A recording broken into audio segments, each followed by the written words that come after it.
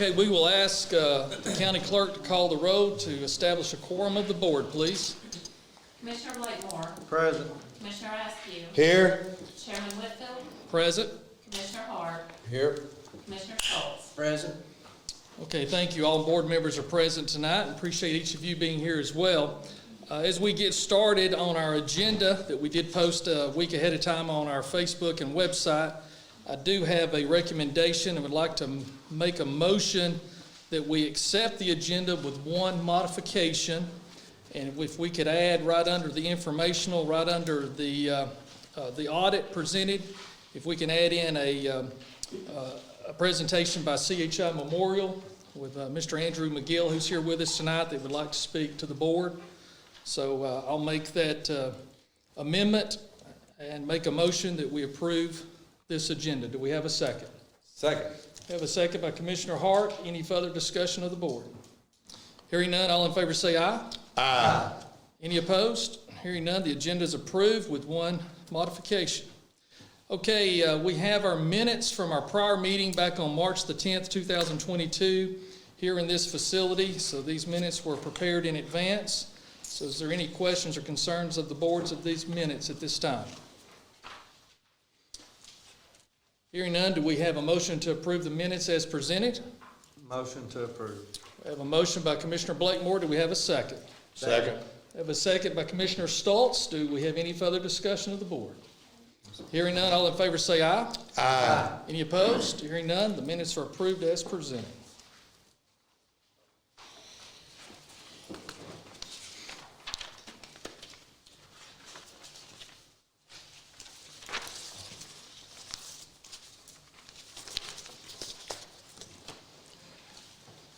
Okay, this time tonight we do have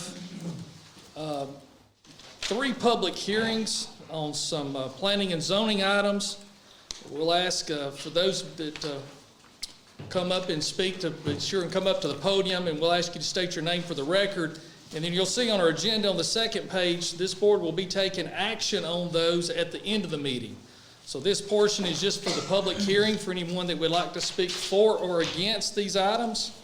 And so the first one here is John Capello requests a partial rezone from A1 agriculture to R2 residential for property located at 1354 Old Dalton Road, Lafayette, Georgia, 30728. Tax map and parcel number 0-355-005. Is there anyone here tonight that would like to come forward and speak in opposition of this request? Any opposition? Okay, hearing none, do we have anyone that desires to speak in favor of this request at this time? Okay, hearing none, we'll move to the next one. We have a Patel request to rezone R2 residential to C1 commercial for property located at 6620 North Highway 27, Lafayette, Georgia, 30728, tax map and parcel 0-328-3-020. Anyone here tonight that would like to speak in opposition of this? Yes, sir. If you'd please come forward, and if we'd ask you to state your name for the record, please. Robert Wood. What I'd like to know is how much frontage do they have to come in there? And what they're wanting to build in there, it's not on sewer. And do you have to have more than 2.5 acres to even you put in a sewer system? Or, you know, how many tanks would they have to have to do all what they're wanting to do in there? Because the way we understand it is you want to put a gas station, convenience store type thing, like they've got up the road, and then on 2.5 acres, and you mentioned a drive-through restaurant too, and we're thinking on 2.5 acres, there's only one septic tank, and that was a 1-bedroom, one bath house that's there. And as far as we know, his aunt never cleaned out that sewer, you know, that septic tank, because it butts up to some property we own and our neighbor owns, you know. And we were just wondering. And about a holding tank, do they have to put a holding pond in there to pump the I mean, the stormwater runoff on it, does that have to be in there too? Because he's got a 3-acre pond on a 12-acre lot, and if he's gonna put a hotel eventually at the back and houses, which I didn't hear him say that last week, but, and then a 3-unit, mini-mop thing on 12 acres.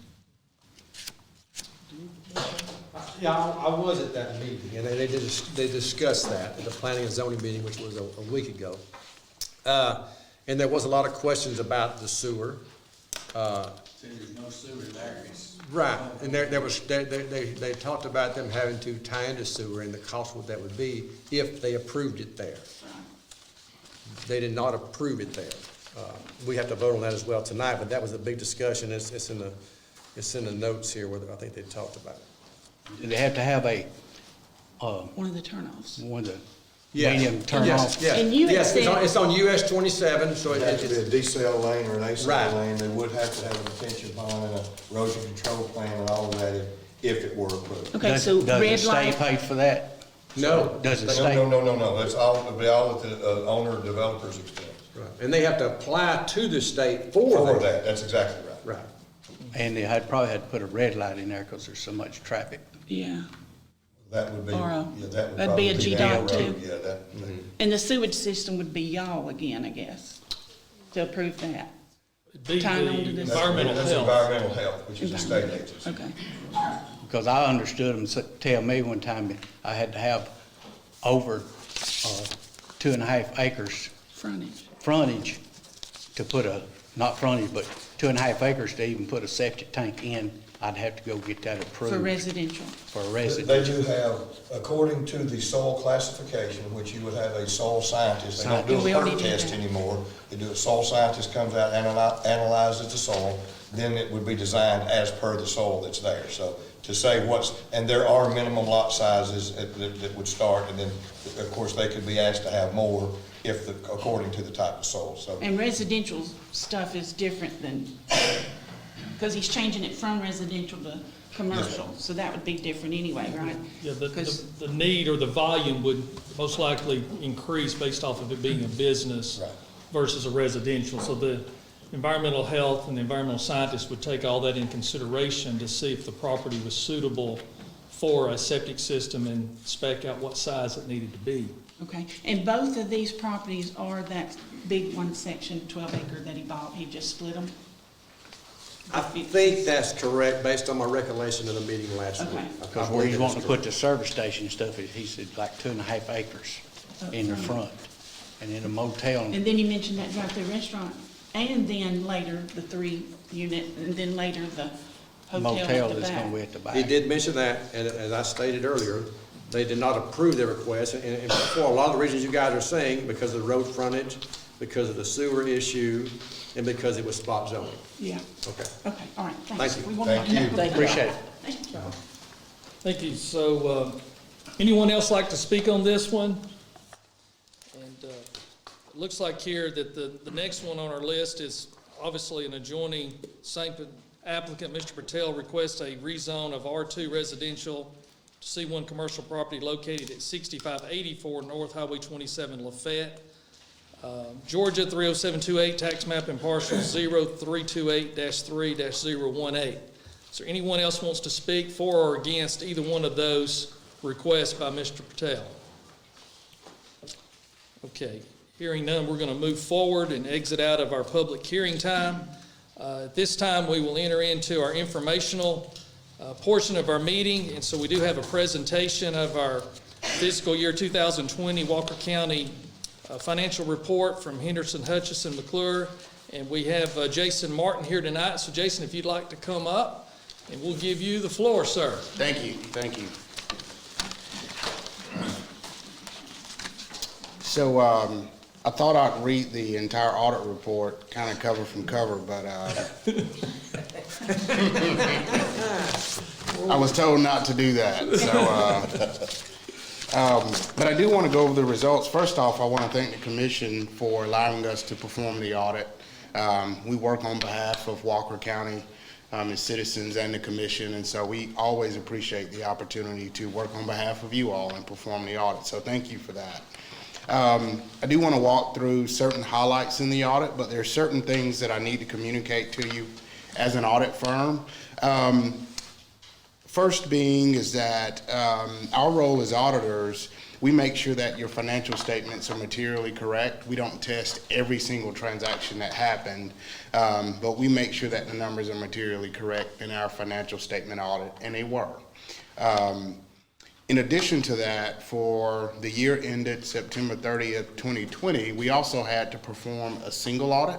And what a single audit is that any entity, whether it be a private entity, nonprofit entity, governmental entity, if you receive in excess of $750,000 of federal dollars, then we have to go through a process of testing those federal programs, certain federal programs, to make sure that you've complied with federal guidelines.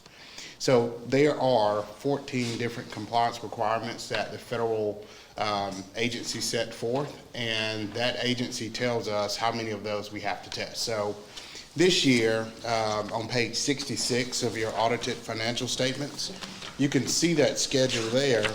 On page 66, you spent a total of $3.4 million for the 2020 fiscal year. And so the program that we tested was the first one, the Coronavirus Relief Fund, $2.8 million. So we tested that federal program this year in accordance with federal guidelines and didn't find any issues there. So not sure we'll have to undergo one for 2021, but for 2020 you did because of those funds. But that was an added layer of auditing that we had to do simply because you met that threshold, or you exceeded that $750,000 threshold. So I did want to point that out. Our planned scope and timing of the audit, we performed it in accordance with normal standards and standards in which we all agreed to in the engagement letter. Sometimes we have to do more in audits if things don't test out that well, but it's my job to communicate that we didn't have to expand our scope or testing during this year.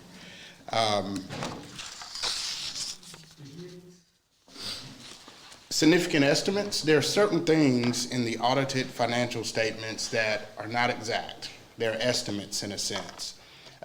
Your major estimates here in Walker County include depreciation. That's essentially how long you're going to keep and use your fixed assets. That's an estimate. Another estimate is your accounts receivable. We have to take a look at those, and you all have to estimate what portion of those receivables are not collectible. That's an estimate. We tested that. No issues there. There are two other ones. One being the landfill. That's a significant estimate. So while your landfill is operating, the state provides engineering studies and amounts that essentially says when that landfill closes, this is how much you're going to have to spend to remediate that landfill. You accrue those costs all along. And so you don't know what the exact costs are until that landfill closes and you start expending the cash, but while that landfill is in operations, we'll accrue those costs. We don't determine that, the county doesn't determine it, engineers determine it, the state sets forth those guidelines. The last significant estimate for Walker County is your net pension liability. That's also an estimate based on actuarial studies and valuations that we have to record that liability as well. So those are your major 4 estimates for Walker County, and we always look at those to make sure that they're appropriate and recorded correctly and materially. We didn't find any issues with those, so they were reported fine. We had no issues of fraud that we uncovered during our audit, I have to say that. Some audits we do have to come before you and say we found fraud, but in this case, not at all. We incurred no significant difficulties in performing our work for the 2020 fiscal year. No disagreements with management. And we did have 2 findings that I will talk with you all about once we walk through some of the numbers that I want to make mention to this body. So we can talk about numbers a little bit. I'll take you through the highlights of your financial statements. If you go with me to page 1, the main thing is, the only thing in this audit report that's ours as a firm is our opinion on your financial statements. You all did receive a clean opinion. The numbers are you all's. And so we come in and we test the numbers to make sure that they're representative of what actually happened for the fiscal year. A good indication of an organized, well-functioning government is the number of material adjustments that we have to propose during our audit process. We did not propose any unusual material significant entries. So what that says to us as auditors is that you all receive good financial data throughout the year to make decisions. So that's a very good thing.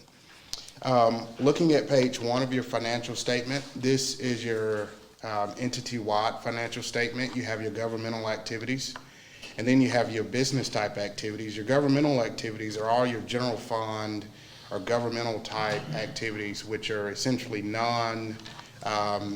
income producing or they aren't self-supporting in a sense.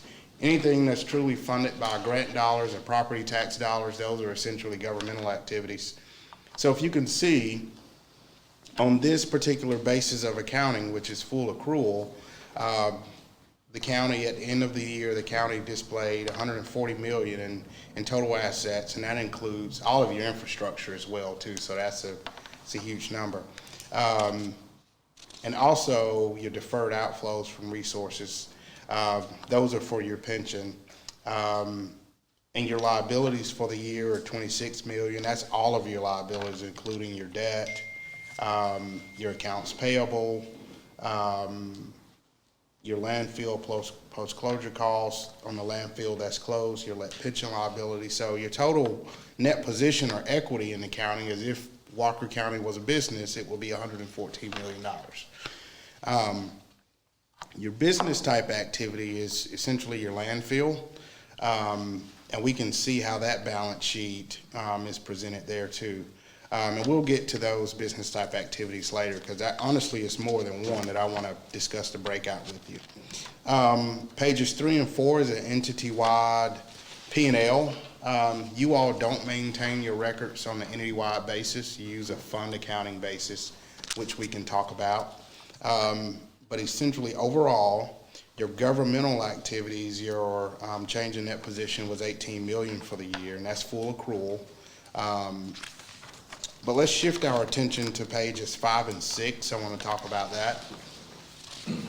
So pages 5 and 6, these are your governmental funds that we just spoke about. Your general fund is probably the fund that this group, this body, pays most attention to. That's how you operate the county, mainly out of your general fund. That accounts for your day-to-day operations. Your fire and rescue fund, capital projects fund, your development authority, and T-SPLOST.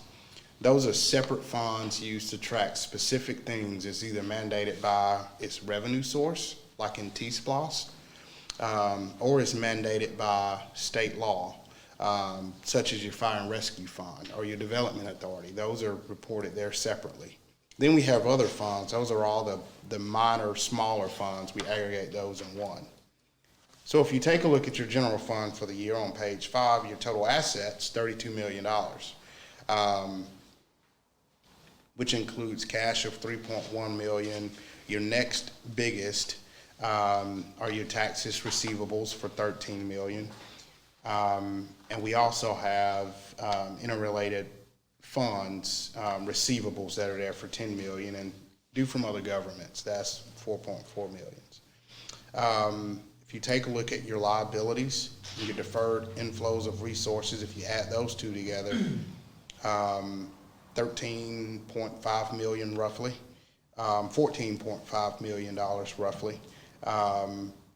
In your accounts payable, other payables, and then some property taxes there that aren't available, but they're recorded essentially as deferred revenue there. So your total fund balance in your general fund, you ended the year with $17.7 million in your fund balance.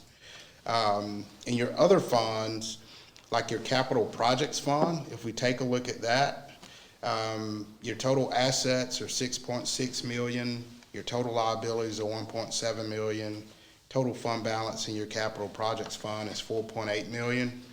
Your capital projects fund, 1 year, you may stockpile a huge resource of cash So your capital projects fund may fluctuate from time to time, including your T-Splosh fund. You may stockpile and have those resources, and next year you may spend it all depending on what your capital budgeting plans are. So those fluctuate from year to year.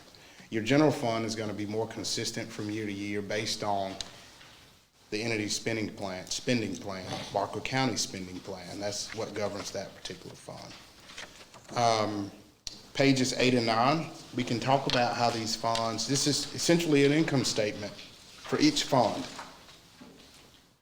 So your revenues that are there, you can see your general fund, 30 million of revenues in the 2020 year, total expenditures of 26 million.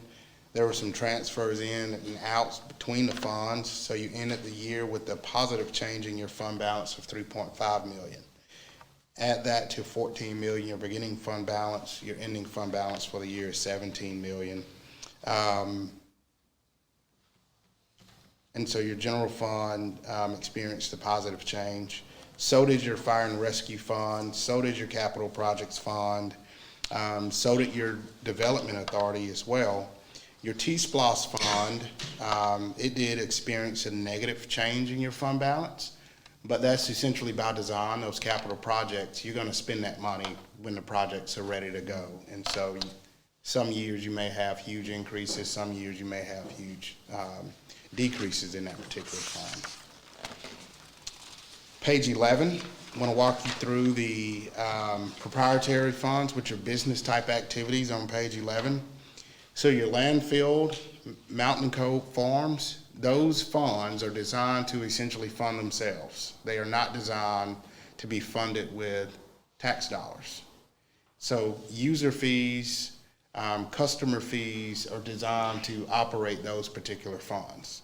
So if you look at your landfill, you ended the year $900 in cash. Your receivables due from your customers is $114,000, and due from other funds is $606,000. So total assets in that fund is $722,000. The landfill itself and your cost and your fixed assets and capital assets are at $1.2 million. Total assets, $1.9 million for your landfill. If you look at your liabilities, what I referred to earlier was the landfill closure and post-closure care costs. So as it stands at the end of 2020, once you close that landfill, you have to spend $3.5 million to remediate it. States, engineers have dictated that for us. And so that number may be 3.5, it may not be, but as it stands, you're gonna have to spend 3.5 million to remediate it. And so because your liabilities exceed your assets, you have a deficit in that landfill fund of $2.4 million for the year. And so, so some planning is gonna have to take place for remediation of the landfill in the future. Mountain Cove Farms, it has a positive fund, it has a positive equity net position at the end of the year of $105,000. If we turn our attention to page 12, you can see how these funds operated for the year. This is an income statement, landfill, your charges, 1.4 million in the landfill, your expenses are 2.4 million. Now, I will point out that your landfill closure and post-closure care cost is $996,000. That's the amount the state says, hey, for that year, we need to accrue that to that liability because you're gonna have to spend it once it closes. So that's essentially the primary reason for the loss in that fund this year, but nevertheless, at some point, you're gonna have to pay for that. And so you can see how those funds operated for the year.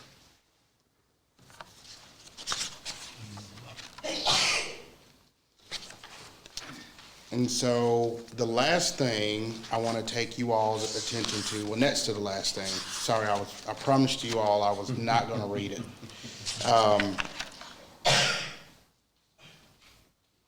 And so pages Beginning on page 47 is a detailed budget. This essentially tracks how you performed against your budget. I'm not going to walk through all of these, but essentially you can see on page 47, from a revenue standpoint, you all budgeted $30,300,000 to come into your general fund. You actually brought in $30,726,000. So that's a positive change. Your general government, you budgeted to spend $6.1 million. You spent $5.8 million. It has brackets around it, but that's a positive as well. And you can see throughout each department, you actually spent less. So great adherence to your budget. And the budget is this body's spending plan. You all vote on a budget. You have a process for the budget. We report how well you tracked against your budget, so all of your departments adhere to their budget. So if you get down to the end on page 50, you can see you all balanced your budget, essentially. On page 50, the last line, net change in fund balance is your budget basis. You all balanced your budget. So you all budgeted to spend exactly what you brought in. You were positive $3.5 million. So you perform better against your budget. So last thing I wanted to point out to the body is, as a part of our audit, our primary responsibility is to make sure that the financial statements are materially correct. These are good numbers.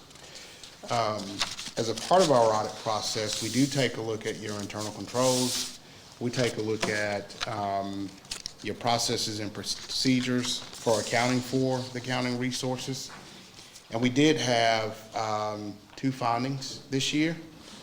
First finding being is that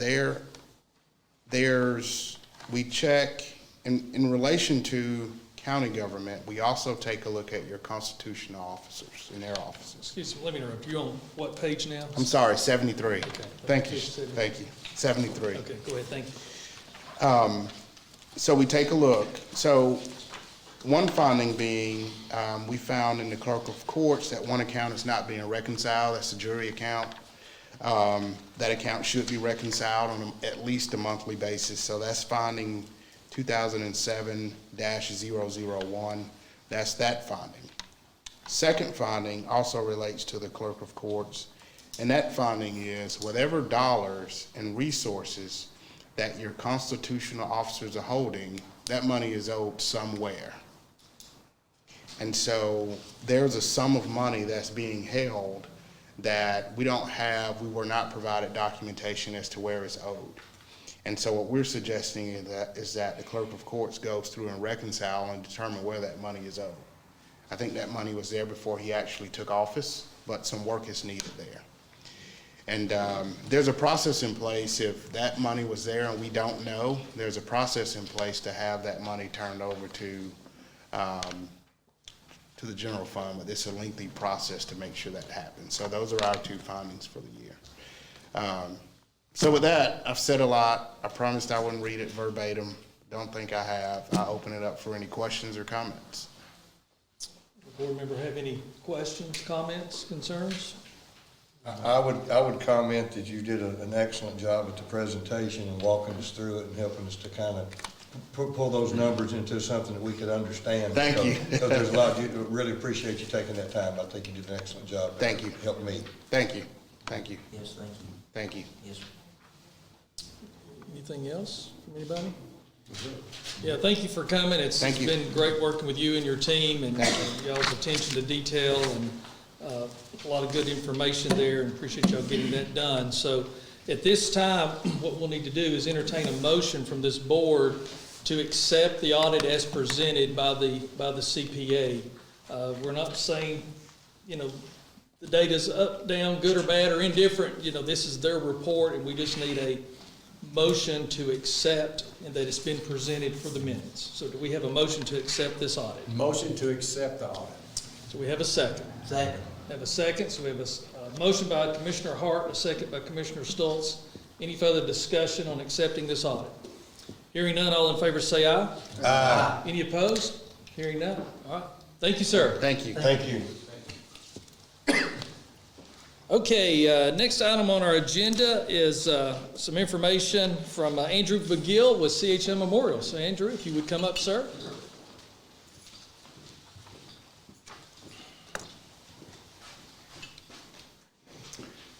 Thank you, Chairman Whitfield and Commissioners. Andrew McGill, CHI Memorial, Georgia.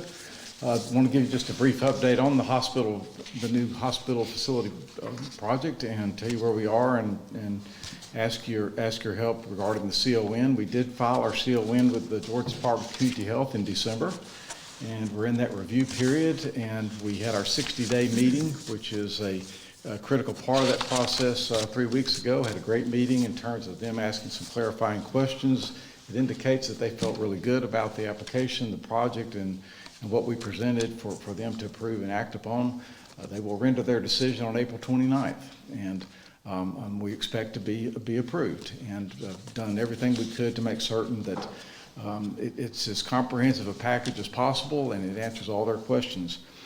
Just to remind you, so the proposal is a 64-bed hospital there on the Parkway, and if you may know this, recall this, but Hutchinson had a long-term plan to build a new facility on the Parkway, there where the cancer center is, surgery center that we own, and then there's the medical office building. That way back when, that was the aspiration they had of the 27 acres. So when we acquired the license and the property there on the Parkway, the 27 acres, our vision was, because we committed when we bought the license, we were going to build a new facility because we knew that the people of Northwest Georgia needed that. So we're excited to do that, to propose that, and we'll build it all right there surrounding the cancer center and the medical office building. If you've been there lately, there's been a lot that's built there to give you additional healthcare resources. I would say to you that so we intend to build what you would call a smart hospital, and we're right now doing the work to identify what does it mean to have a smart hospital based on intelligent capabilities, artificial intelligence, several other things to enhance the patient experience, but more importantly, to ensure safety and quality remain where they should be. Doing everything we can, again, just to give you a hospital that you'll be proud of for generations to come. We are here to ask for your letter of support, and the Georgia Department of Community Health likes to see letters, and so we're going to every jurisdiction in the 3 counties. Like I met this afternoon with Mayor Arnold. Catoosa County yesterday gave us their letter of support. The commissioners all signed it, and we appreciate that. So we're making the rounds to get all the local governments, the city and the counties, to sign on with us. Also donors, citizens, physicians. We're trying to take in 60 to 70 letters, but it's very important that the counties join with us, and we're hopeful that you will, and giving you a draft letter to consider. I would also say to you, and just let you know, that we had no in-state opposition. No one in the state of Georgia opposed our project. We were surprised to get opposition from Park Ridge in Chattanooga. Park Ridge East and East Ridge filed notices of opposition with the Georgia Department of Community Health. These are 2 out-of-state hospitals that have no operations in the state, in North Georgia. They have no clinics. They have no services, healthcare services, and are attempting to impact Georgia taxpayers in terms of your right to have a new hospital. We have filed a motion with the Georgia Department of Community Health 3 weeks ago, asking the department to deny their ability to have standing, to throw out their opposition. We have an opposition hearing scheduled for next Wednesday. With the department, we've asked for that to be canceled. We've been working very close with Senator Mullis and our state delegation to get their help and assistance in this matter. Catoosa County has been very helpful. As you know, they're helping bond finance the project and help us filing a notice tomorrow with Park Ridge, asking them to withdraw their application of opposition. We do not think it's appropriate for an out-of-state entity, again, to come into the state of Georgia and claim that the people of Walker, Dade, Catoosa County don't deserve a new hospital. The state of Georgia has never granted standing to an out-of-state entity, and we expect and hope that they will do the same here, and we'll be able to progress, because the intent is not only to stop our project, but to slow our project, and we think that's inappropriate. So I may be back to you asking for more support for our attempts to stop that, but we go on record saying that Park Ridge should withdraw their opposition and not deny the people of Walker, Dade, Catoosa counties a new hospital that we intend to break ground on this summer and open in 2 years. So we're excited about that and want to move forward. So respectfully request a letter of support for the CON, and hopefully you all will be able to do that tonight, and glad to answer any questions. Okay, very good. Any questions, concerns, comments for Mr. McGill? I have one question. So, Mr. McGill, with regard to the old Hutchinson Hospital, basically there was a hospital board with representation from Walker, Dade, Catoosa County, which really kind of gave some input on healthcare needs in the various counties. Sure. So, once the CON is granted, the hospital is starting to build. How can Walker County have some representation on healthcare needs, issues in our county moving forward once the new hospital is built? Well, I think it's a great question. Commissioner, what I would say to you is you have that input every day right now, but I would also say to you that we've just gone through the community health needs assessment that we do every 3 years, and had focus groups and got community input on that, and we're coming up with our plan to address what the highlighted needs related on the data related to social determinants of health, the incidence of cancer, and all sorts of issues in Walker County. And we will use that to inform us of a plan and how do we impact the health and well-being. So that's one of the things that we do on a regular basis, and we got a lot of good input from folks in Walker County. So the board there is a board of Memorial, Georgia that was established when we acquired the license and to operate the hospital. And that board will remain intact, but what we are always mindful of doing is making certain we are getting input from the community, making regular reports to the commission. You know, we have our practices down here, and we have 5 primary care practices all over the 3 counties, specialty practices, and all sorts of services.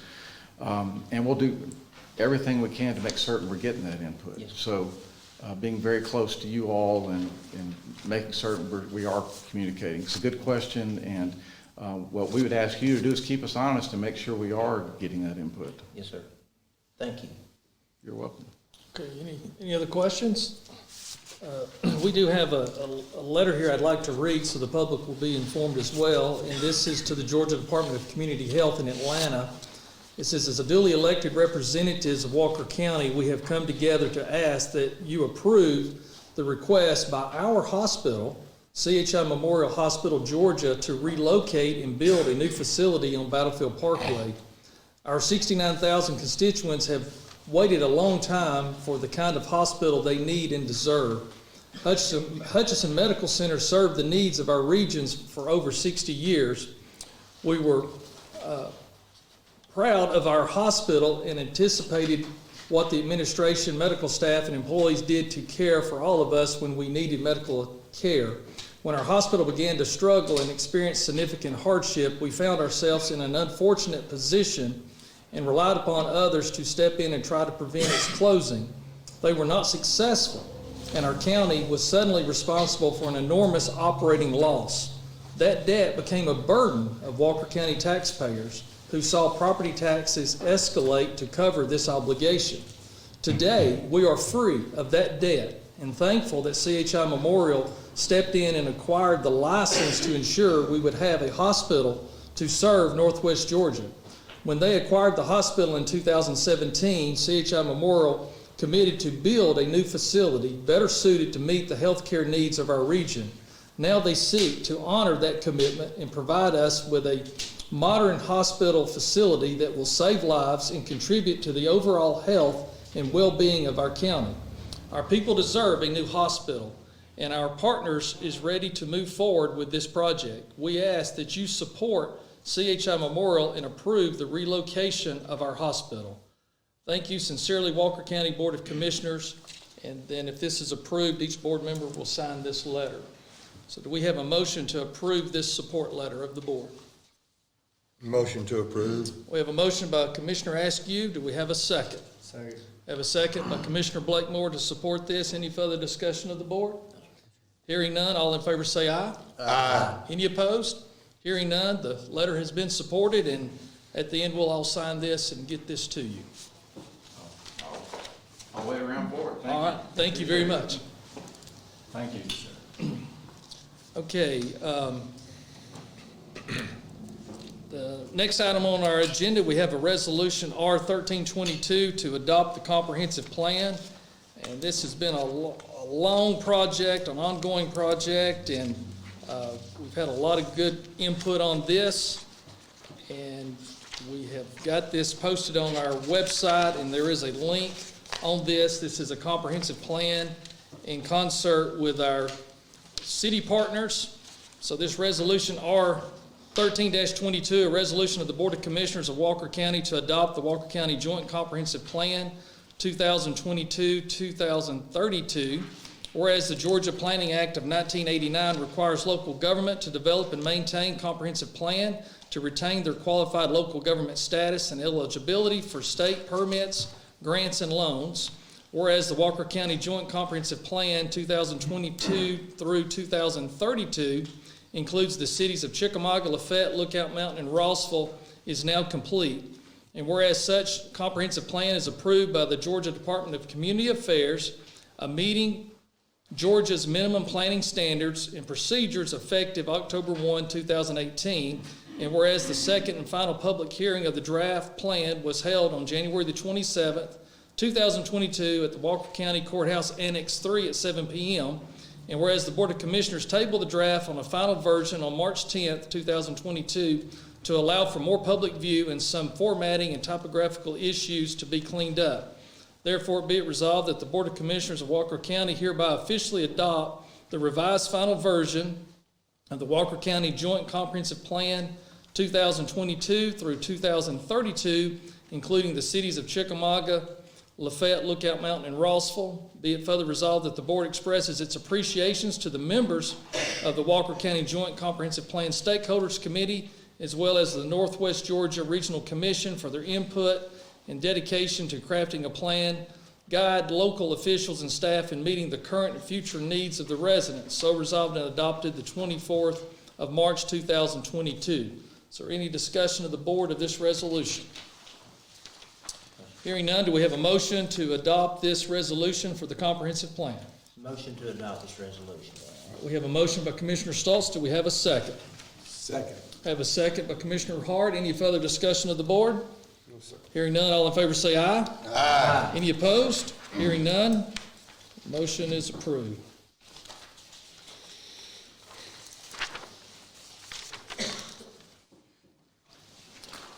Okay, the next item we have is a resolution to adopt a fee schedule set forth for the Walker County landfill, material list, and price guide that would be effective, if approved, on July 1st, 2022. So this was an item that was unfinished business as well from our last meeting. So Payne Gilly, if you would come up, and I know there was some additional questions and some additional research, and so if you could give us an update, please, sir. Good evening. So this is a follow-up to the last meeting and a discussion about raising the rate. As previously discussed, and for those of y'all that are unfamiliar with this, our waste disposal company, Republic, reviews their contract every year, and based on the consumer price index, allows a percentage to the disposal rate and increases the fee for a ton of waste to be disposed at their facility in Sand Valley. So with that, they notify us, and the effective date of that contract's July 1st. So around this time of year, this topic's brought up for discussion. So this year they're raising it like 99 cents. So the disposal rate will go from $27.60 to $28.59 a ton. And this is the material that's brought to our transfer station, dumped out, loaded into trucks, and transported to Alabama. Now, since it goes into Alabama, Alabama assesses a $1 fee per ton. And so that would increase our rate to $29.59 a ton. So to offset that, we're asking for a $2 increase on our tonnage rate for municipal solid waste. And I took this opportunity to kind of look at our material rate sheet to see if there maybe were some other areas where we could increase some of those prices. So that's on this rate sheet as well. So our tonnage fee plus those others. One thing, I know we have a lot of our citizens that take their trash to the landfill themselves. I know especially on Saturdays that are pretty. And we have a base minimum fee. So can you talk a little bit about that and how this change would impact that? Well, it won't impact the fee amount. It's $6. That's our minimum fee. On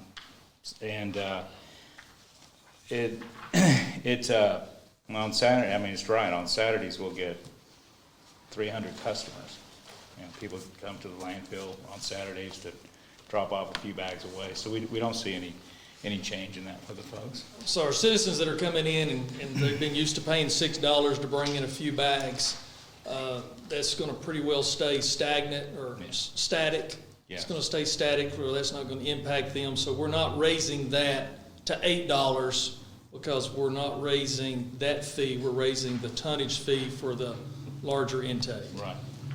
The customers that tend to bring in the tonnage, commercial haulers, that sort of thing. Okay. Myself doing a little additional math here, and I provided the board with a spreadsheet that we're currently charging on the transfer station $44 a ton. So there's 2,000 pounds in a ton. So we're charging 2 pennies and 2/10 of a penny. So 0.022 cents per pound. So if we go up to $46 a ton, we're going to charge 0.023 cents a pound. So we're going up 1/1000 of 1 cent on Per pound. per pound, which equals $2 a ton because there's 2,000 pounds in a ton. So with that would, based off of our annual tonnage estimate of about 22,000 tons, that would increase our revenue about $44,000, which half of that is going to go to the vendor to offset their increase. And so in net effect, this is going to increase the revenue streams approximately $22,000 to offset the same inflationary numbers that they are also experiencing. So the inflationary number was an adjustment of 3.57%. And so its total impact's around $44,000 on that. So I wanted to provide that to the board as well. And then you also have a copy of the letter. And that money will also get spread out across the operations of the whole landfill. We have Site 2, which is our construction demolition landfill. That's in the permitting process right now. We have Site 1, which is closed. We have the ongoing maintenance and care of that facility. We have the transfer station, which is currently taking all of our waste right now. So we're having to double our efforts there. And then we have our brush, we have our recycling program, and we have our brush and our tree pile, which we also maintain as well. Okay. Board have any questions, comments? No, I mean, nobody wants to go up on anything, but it's like our auditor just said, you know, we're already kind of, we're gonna have to have discussions about the landfill already because of our closure, post-closure costs coming up, so, I mean, I understand it, things have gotten more expensive. Anyone else? Payne, do we see a lot of out-of-town C&D coming to the landfill? Not as much as we used to, we still do. Okay. And we have rates for county residents get the discount. Yeah, I saw that. And then out of county, they pay a fee for that. About what's, just ballpark, and I think I've asked you before, Payne, but if I haven't, I'm sorry, but percentages of MSW from in the county and what comes from out of the county. let's see, in 2021, our out-of-county, sorry, the print's very small, my vision's not what it used to be. No, I just, So our out-of-county C and D to the transfer station was 948 tons. And the county C and D to the transfer station, it's like 12,980. so around 12,000 is county and around 948. and that's our household garbage. Yeah. So it's almost, it's pretty close, it's not 50-50, but there's not a large difference there. We definitely get more, county than out of Sure, county. sure, but my thought process is, you know, I'm looking at this sheet and on our household garbage, you know, on out of county, which, you know, as Mr. Hart knows, we all know that landfill space is very valuable. But out of county is $50 and we're wanting to go to 52, correct? Mm-hmm.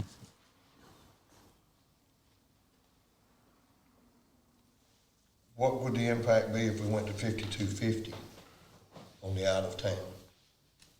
More for us.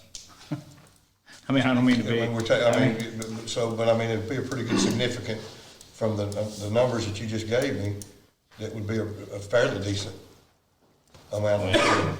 I just have to calculate it real quick and see. Well, I don't need the exacts, I just was just. Well, it was 9,000 pounds, you said? No, I'm sorry, again, this is kind of small to look at, but our out-of-county MSW total last year was $504, out-of-county MSW. And our county MSW was $12,984. So, So we was looking at tons, not dollars. And I thought you Yeah, had I'm said sorry. 948 tons. I'm sorry. So if you take the 584, I need a clarification on that. I'm talking about our household garbage that comes into our transfer station. Well, I want to know to clarify my question. well, here, let me see if I can help out. Our total MSW and C and D to the transfer station in 2021 was $21,902.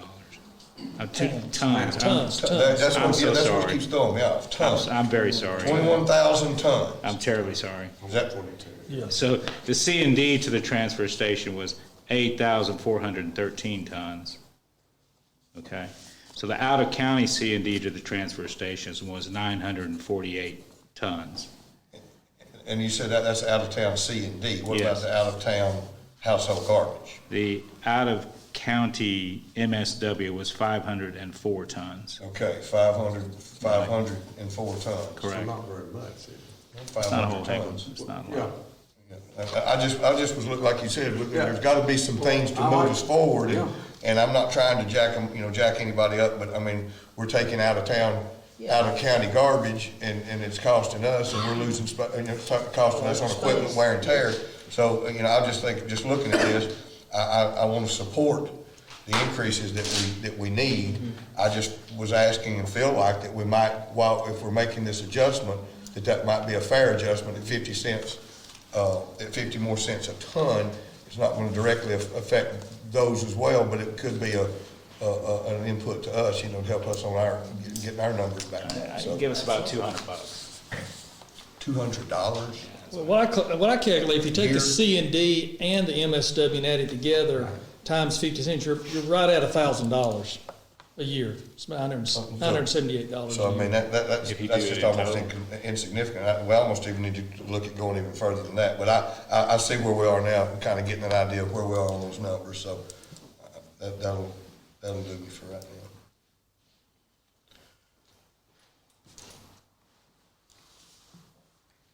Anybody else got any questions about it?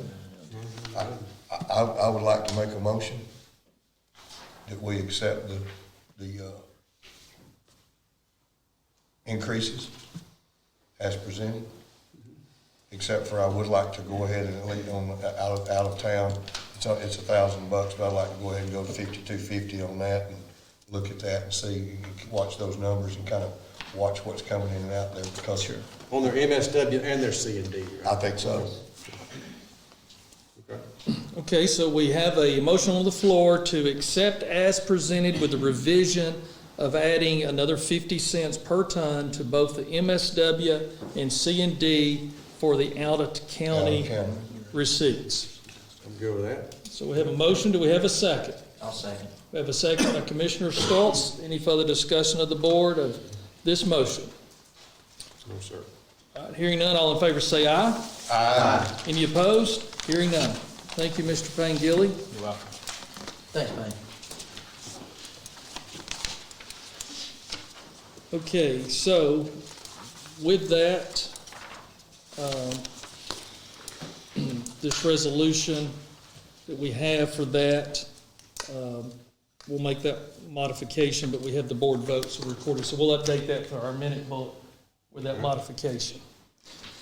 Okay. Next item, we have a proclamation. This is by the Walker County Board of Commissioners, Child Abuse Prevention and Awareness Month. Whereas children are critical to Walker County's future success, prosperity, and quality of life. They are our most valuable resources, but they are also our most vulnerable. Children have the right to thrive, learn, and grow in a safe environment that fosters healthy development. And whereas children or child abuse and neglect can be prevented by supporting and strengthening families in Walker County, thus preventing the far-reaching effects of maltreatment and providing the opportunity for children to develop healthy, trusting family bonds and the foundation of a community. And whereas intervening in the lives of children threatened by abuse is a shared responsibility, and Walker County citizens must come together so that all are heard, the voices of our children. We must ensure that our communities extend helping hands to children and families in need. And whereas effective child preventive strategies succeed because partnerships created among citizens, human service agencies, schools, faith communities, healthcare providers, civic organizations, law enforcement agencies, and the business community.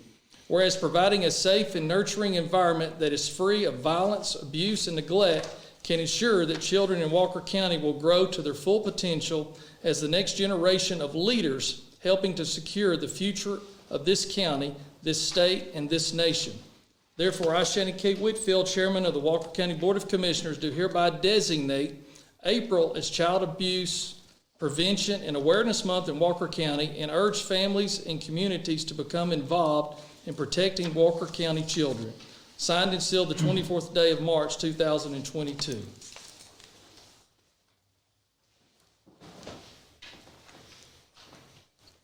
Do we have anyone that was here present tonight that was here for this resolution? Yeah, ask y'all to come forward. We'd like to get a photo with y'all, with our board members here at the front of the table. And would any of y'all like to say anything you want to add? Shannon, you folks, some of you guys know me. Greg Raymond, I'm retired Georgia Bureau of Investigation Special Agent. I'm currently the chairman of the board at our Children's After Abuse Center. I've been up there probably on the board about 9 years, been the chairman in the last 6. This year alone, in 2021, we had 279 new child abuse or physical sexual abuse cases come in. Just this year alone, Walker County, Dade, Catoosa, that's a huge number. What we're asking, is just simply, these children need to be children. They need that opportunity to have fun, to grow up, just to be kids. So my role as a former GBI agent is still to make sure those kids are happy, still have a good life. We've got Mariah Sharp here with us tonight. She's one of our mental health counselors. This is the 25th year anniversary of our Children's Advocacy Center. Myself and 2 other GBI agents were the first agents to work with that advocacy center. We were the first forensic interviewers. At that time, we had a minuscule amount of people working there. Now we're up to 10 staff, and over the last 4 years, they've added a mental health component, which is huge for our children. You know, I used to do a great job putting bad guys in jail, but I didn't provide that mental health for those children. Now we're providing that. Mariah does that, and a number of the other staff. So it is a tremendous thing we're doing now. I just appreciate the commissioners, Walker County, the Sheriff's Department, law enforcement, all our community partners, everybody that comes together to help support this. Thank you very much. Well, thank you so much, and for your service and dedication to our community as a GBI agent, and when you retired, you just didn't go fishing full-time, that you stayed involved in the community to make a positive difference, and we thank you for that, and we thank you for what you're doing for our children. And we've got a real nice proclamation here that we would like for y'all to come over here. We want to give this to y'all and ask our board members to come up here and partner with us. I'll let you have that right there.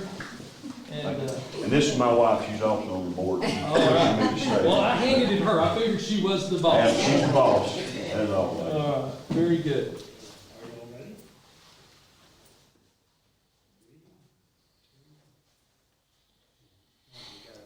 Thank you. Thank you. Appreciate Thank you, your time. Thank you for that. Thank you, Thank y'all guys. very much. Appreciate it. Appreciate your meals. I think a lot of Anthony and Elise and Alex are doing a great job. Raymond, good to see you. Thank you, sir. We appreciate you. Thank you. Good to see you. Good to see you. Thank y'all. Appreciate it. You bet.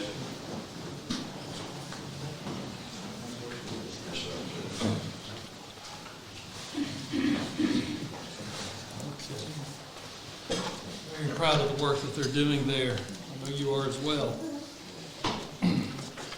Okay, we do have a proclamation for some surplus of equipment that's been sent over to us by our sheriff. Resolution R 1822, a resolution of the Board of Commissioners of Walker County to declare property of the Walker County Sheriff's Office unservable surplus and removed from the county inventory. Whereas OCGA 36-9-2 provides that the county governing authority shall have the control of all property belonging to the county and may by order enter on its minutes direct the disposal of any real property which may lawfully be disposed of and make excess goods as sufficient title thereof on behalf of the county. And whereas the sheriff has requested that the property listed on Exhibit A be deemed as unservable surplus, further requests that the property be removed from the county inventory. Therefore, be it resolved by the Board of Commissioners of Walker County, Georgia, that the property listed in Exhibit A attached hereto and made a part hereof be hereby declared unserviceable surplus and removed from the county inventory. So resolved and adopted the 24th day of March. We do have an Exhibit A where they're requesting for 2 Remington 700 rifles currently in the department's special operation inventory to be deemed as surplus equipment as they can be disposed. These 2 rifles with the serial number information has been provided, have been in service since the year 2000. They have far exceeded their intended service life and due to be replaced with more current models. Please submit them to surplus so they can be removed from our inventory and utilized to offset the cost of their replacement. Do we have any questions of this resolution and this request of our sheriff? Hearing none, do we have a motion to approve this resolution to surplus these items? Motion to approve.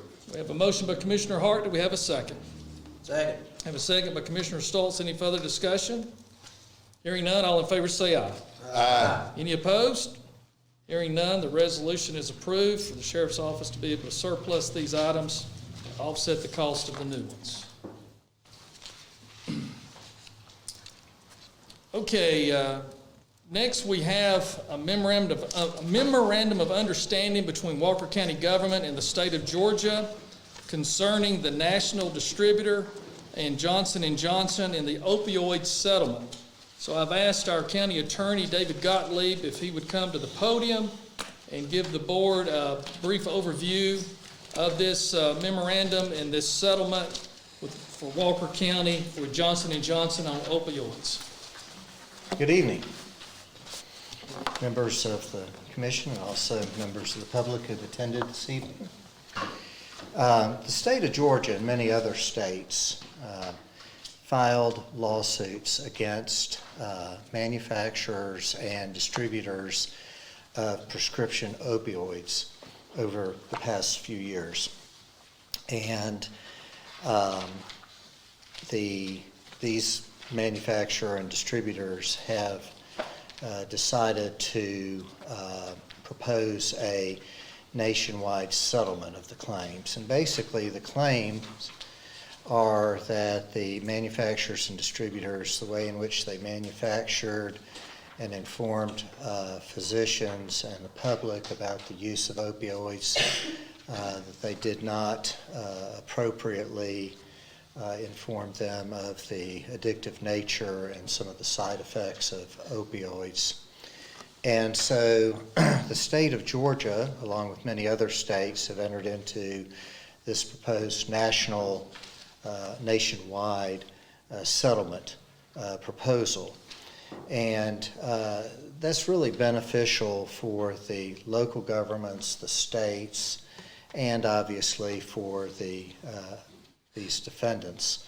Because what it does, if you agree to opt in, which means you take the affirmative action to notify, in this case, the state of Georgia, that you would like to participate in the distribution of the settlement funds, then that brings closure to the multitude of lawsuits that are out there and the uncertainties of what the outcomes may be.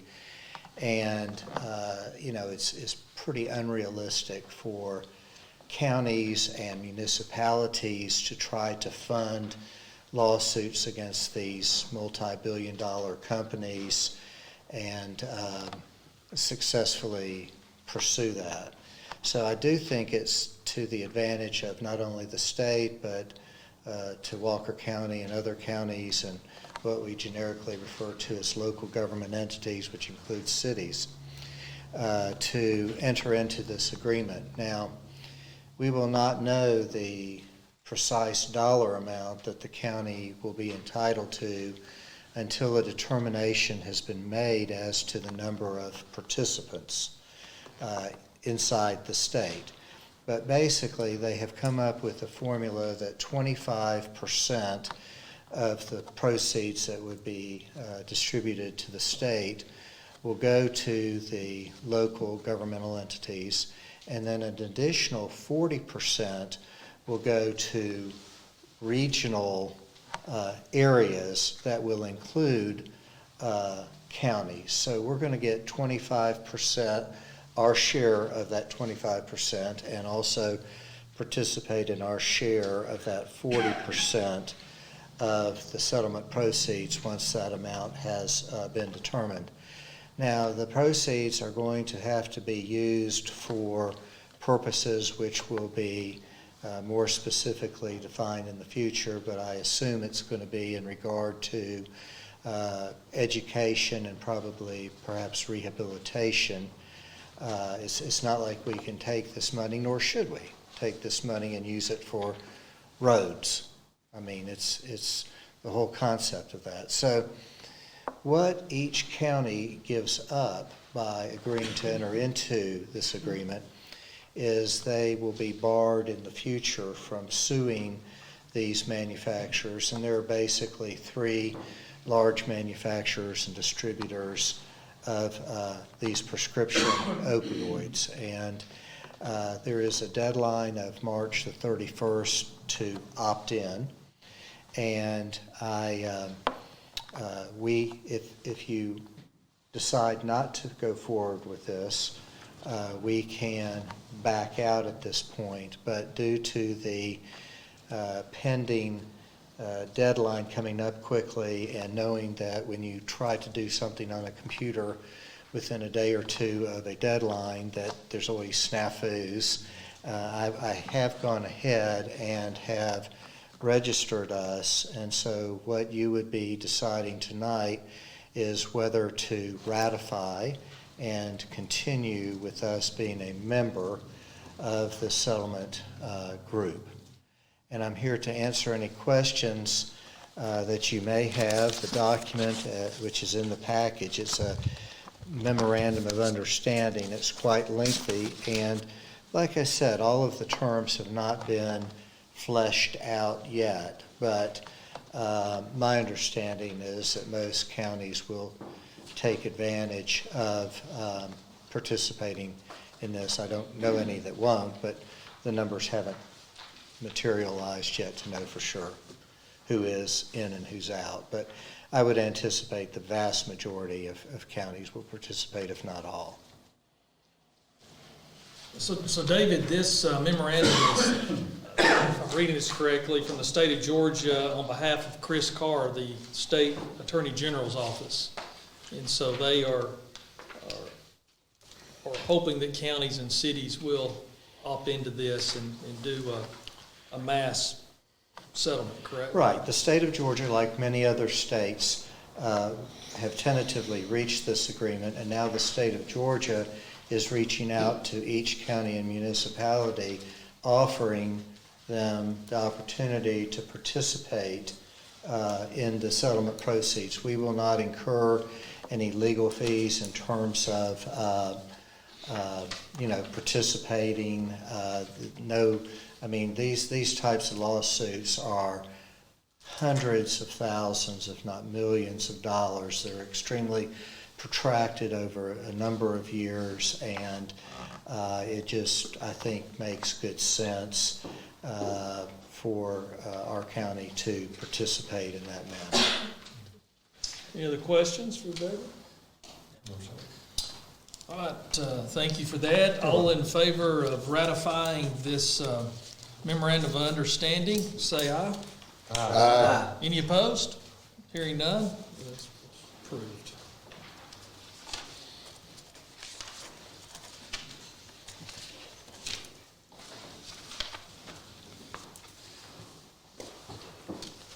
Okay, the next item we have here is a memorandum of agreement to transmit administrative of the Prosecuting Attorney Council of Georgia and the Criminal Justice Coordinating Council of Georgia grants from Walker County. We're transferring these active grants over to Catoosa County per the request of our district attorney. Since Catoosa County now has a larger population, the district attorney has made the decision to transfer over to Catoosa County as the host county. Walker County has been the host county for many years, so we have managed their HR functions for payroll and benefits and grants and paid their bills and things that they had locally. So they are, I guess, wanting to give us a break and take that burden and responsibility off of us and move that over to Catoosa County. So this is the paperwork that's needed to notify the state that we're in agreement with this, and then it's also, would signify that Catoosa County is in agreement to receiving and taking on this responsibility because it's quite a bit of work to manage these grants, especially these federal grants. And so this will give our staff a breather on some of this, so I have no issue with us moving forward with this, but I wanted to see if there's any questions or concerns of the board. No. Okay, hearing none, do we have a motion to approve this memorandum of agreement to transfer these grant operational documents over to Catoosa County? Motion to approve. We have a motion by Commissioner Hart. Do we have a second? Second. We have a second by Commissioner Stoltz. Any further discussion of the board? Hearing none, all in favor say aye. Aye. Any opposed? Hearing none, this is approved. Commissioner Whitfield, if you'll excuse the interruption, with regard to the memorandum of understanding on the opioid settlement, I heard the board unanimously approve the resolution, but I don't think that there was a motion and a second. And just for our records, to keep that clean, if you could go back. Okay. Just ask for somebody to make. Okay, thank you for catching me on that. Motion to approve the memorandum of understanding for opioids. Second. All right, so we have a motion, a second. Commissioner Askew and Commissioner Blakemore on the settlement on the opioids. Any further discussion? Hearing none, all in favor again say aye. Aye. Any opposed? Hearing none, thank you for that. Sorry for that mistake. Thank you for catching that. Okay, we do have a couple of purchase orders tonight. Purchase order 2022-971. This is to purchase an additional 5 pickup trucks from Prater Ford. These would be 2022 Ford F-150 4x4 Super Cab pickup trucks. This would come from our 2022 general fund budget. These vehicles, they have gone up a little bit from the 2021 models we were buying, but it is very comparable to what we have been paying. But the total price per truck is $29,301. The total purchase order in the amount of $146,505, which we would be paying for in cash out of our general fund budget. These vehicles, I'm being told by the dealers, should arrive sometime in May if all goes as planned. They get chips. So everybody's dealing with chips. So any questions of the board on this purchase order? Motions to approve. Receiving these. As far as receiving these, we're going to need a couple of these in our code enforcement and planning, building inspection office, also our road department. We'll use these, but about every time we buy 1 or 2 trucks, we have something else that dies on us. And so when we had an opportunity, the dealer had pre-ordered 10 of these, and we were able to get the last 5 he had available. So we wanted to grab them while we could get them. So we'll use them, primarily in codes and road department. So we do have a motion by Commissioner Blakemore that I heard. So we have a second by Commissioner Askew. Thank you. Any further discussion or question? Hearing none, all in favor of approving this purchase order, say aye. Aye. Any opposed? Hearing none, purchase order is approved.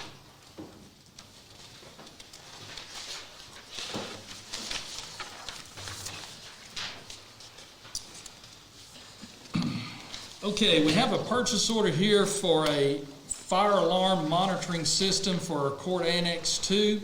Pi Barker has been our vendor that's worked with us on all of our public buildings over the last couple of years to get us in good order and do our annual inspections and all. And so our Annex II building, which is right across the street from our commissioner's office, was a former courtroom and also had some office space in it.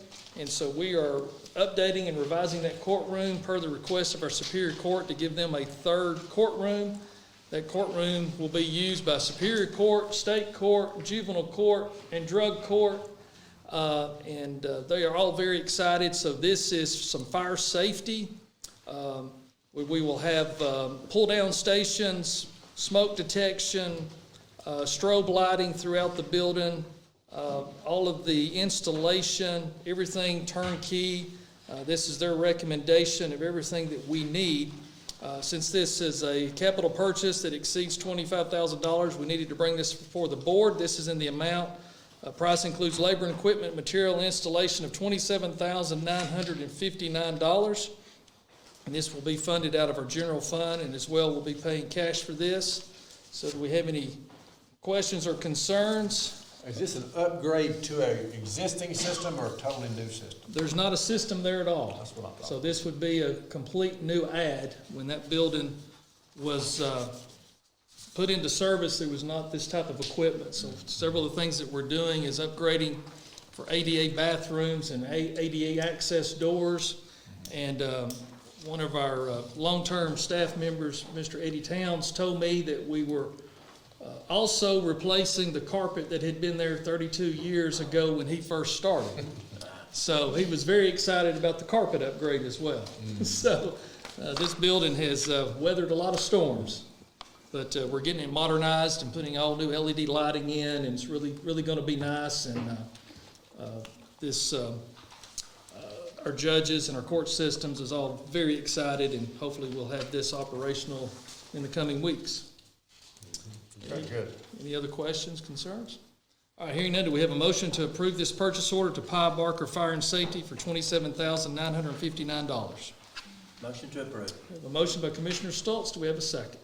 Second. We have a second by Commissioner Hart. Any further discussion of the board? Hearing none, all in favor say aye. Aye. Any opposed? Hearing none, the purchase order is approved. Thank you for that. That'll allow us to get this work started.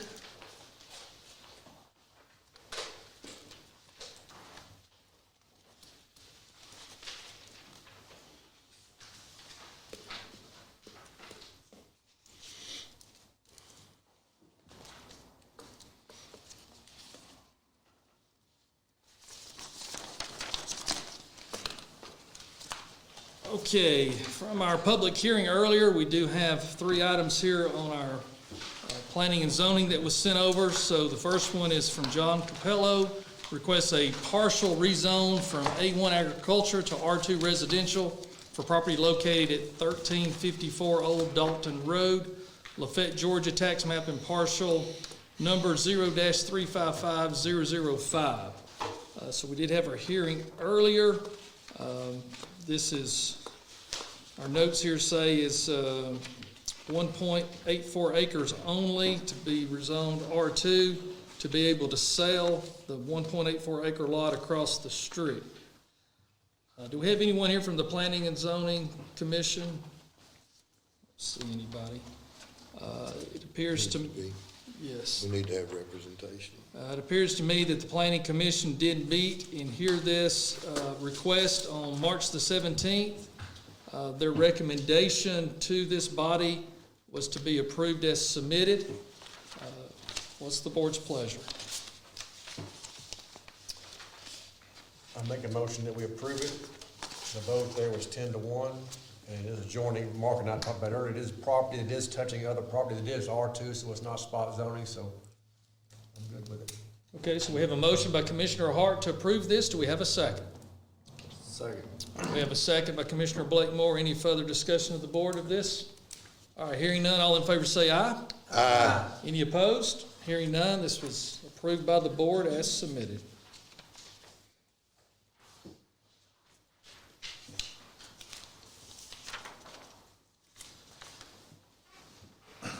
Okay, the next one we have here is Mr. Patel requests a rezone from R2 residential to C1 commercial for property located at 6620 North Highway 27, Lafayette, Georgia, 30728, tax map and parcel number 0-328-3-020.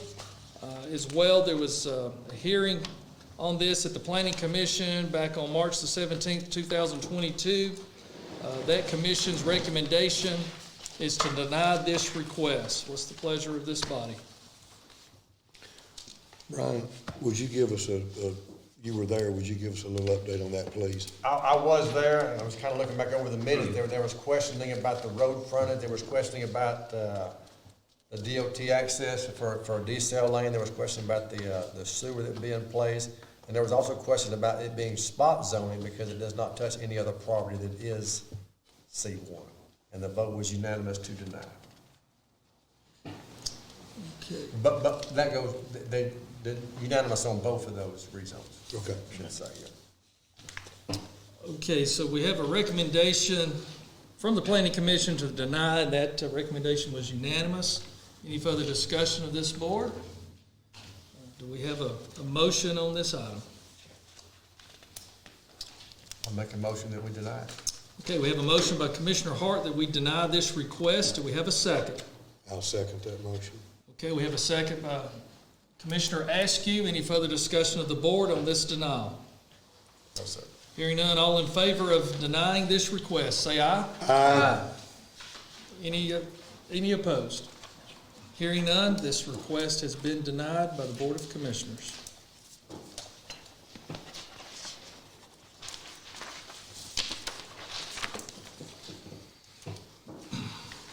Okay, we do have a separate one here also for Mr. Patel requests a rezone from R2 to C1 commercial for property located at 6584 North Highway 27, Lafayette, Georgia, 30728, tax map and parcel 0328-3-018. This one as well came from the Planning Commission as a denial. Do you have anything additional? Is this Nothing additional. They were kind of both contiguous to each other. continuous? Okay. Any further discussion of the board? So do we have a motion on this item? Motion to deny. We have a motion to deny by Commissioner Stoltz. Do we have a second? Second. We have a second by Commissioner Hart to deny this request. Any further discussion of the board? Hearing none, all in favor of this denial? Aye. Any opposed? Hearing none, this has been denied by the Board of Commissioners.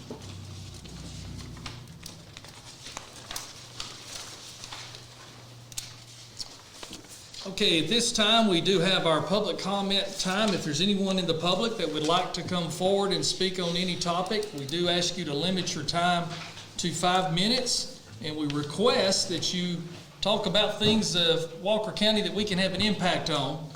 We can't fix all the world or national problems, even as bad as we'd like to sometimes. So is anyone that would like to come forward, we'd ask you to come to the podium, and we'll set the clock for 5 minutes and allow you to speak if you'll state your name. Does anyone like to come forward? Okay, seeing or hearing no one, we'll move forward to the next item on our agenda. Commissioner comments. We'll start out with District 1. Commissioner Blake Moore, as we wrap up, do you have any additional comments? Just appreciate everybody coming out and getting involved, and as always, if I can help you or be of assistance, call, text, or email. Thank you. Commissioner Anderson. I'd like to say the same. I appreciate the involvement. It helps us do our job. I'd also like to acknowledge, and Mr. Hart will probably go along with this, that this is Agricultural Week. And I wanted to just throw a plug in for our April the 16th will be our Walker County Farmers Market plant sale, and also Gordon Lee High School's plant sales that day, so you can hit both sites and support those. Do want to mention also that in supporting our local businesses, and we talked about our small businesses and our local agribusiness, we've got some local food trucks that are in the area now, and we also have, I know in District 2 I've seen some, and I think they're throughout the county, these little food pantry boxes where people can drop off for the help. I'd like to see the folks out here get involved in that, you gardeners and folks who can that have things of produce or canned goods that you can put out for those that are needed. I'd love to see our community get involved and support that as well. So that's all I have. Very good. Good updates. Good Commissioner points. Hart. Thanks, Mark. I would like to remind everybody, I know that I mentioned it a couple meetings ago, that a week from today is a College and Career Day at Lafayette High School. I know that Chief Hodge is planning on sending some firefighters there. I know that Sheriff Wilson is sending some sheriff deputies there. I think Stephanie may be going there, maybe. Carl, I don't know if you're gonna send something over there, but maybe send a Bobcat over there on a trailer, just get kids to come look at it. I think it'd be a great opportunity. Bring that grade off. Bring the grade off. That would be even better. That'd be even better, yeah. So just keep that in mind. I'm gonna attend that as well. One last thing, I'd like to everybody in the county to keep the Gilbert family in your thoughts and prayers. They're going through some tough times right now. They had a loss in the family, so they're certainly a pillar of the community, to say the least, in this county. So just remember them, Robert. Thank you, sir. I want to appreciate everyone coming and watching at home. If there's anything I can do to help, you can email, text, or call me. I want to thank all of our county employees. Do a great job. Guys, appreciate y'all coming tonight. Thank y'all for y'all's service. And also, yes, let's be thinking about the Gilbert family. Wonderful folks. Just a very, very difficult time for them. Thank you. Yeah, and just to wrap us up again, I would like to express my condolences as well for the Gilbert family with their loss. I know that's some tough times for them, and they do so much and give back to this community, and so just really concerned for them, and just know they're going to have some tough days ahead of them. Do want to say I really appreciate Andrew McGill coming down, representing CHI Memorial. I guess probably more excited that your wife brought you down tonight to make sure you got back home safely. So thank you for also coming with Andrew. Good to see you again. And we're very excited about CHI Memorial and the new hospital. And I know there's a lot of positive buzz in the community about getting a new top-line hospital in our community. And so we're very proud and supportive, and thank you for everything that CHI Memorial does for Walker County as well. It's been a great partnership utilizing the clinic for our employees, and also the ambulance service agreement. It's been phenomenal. So y'all have really integrated into Walker County. We're very appreciative for all that you do for us. All right, is there any reason for an executive session tonight? Personnel. Yes. Okay, so we do have a reason for executive session. So do we have a motion to go into executive session for personnel? Motion. All right, so we have a motion by Commissioner Blakemore. Do we have a second? Second. Have a second by Commissioner Stoltz. All in favor say aye. Aye. We will adjourn for executive session, and once that is over, we will return. Hi, I'm Joe Legee, Public Relations Director for Walker County Government. The board has just entered executive session. This is a process that allows elected officials to discuss a specific, sensitive topic behind closed doors. These are topics that are exempt from the Georgia Open Meetings Act. Executive session topics must fall into one of three categories: litigation, real estate, or personnel matters. In terms of litigation, the need may arise for the board to consult with the county attorney on pending or potential lawsuits, settlements, claims, administrative proceedings, or other judicial actions brought by or against Walker County government, its officers, or employees. Real estate covers discussions regarding the future purchase or acquisition, disposal, or lease of property. Personnel matters would cover the discussion or deliberation on the appointment, employment, compensation, hiring, disciplinary action, or dismissal of a Walker County government officer or employee. Now, if a vote is needed pertaining to an issue discussed in the executive session, it must be taken in an open meeting. Otherwise, it is not binding. Okay, going to call us back to order. We are still March 24, 2022 at 9:06 p.m. We just completed our executive session. There's no further action or business items to come before this body at this time. So do we have a motion to officially adjourn? Motion to adjourn. We have a motion by Commissioner Askew. Do we have a second? Second. We have a second by Commissioner Blakemore. Any further discussion? Hearing none, all in favor say aye. Aye. We are adjourned. Thank you, fellas. Mr. Hart, we were not gonna let you get that one, mister.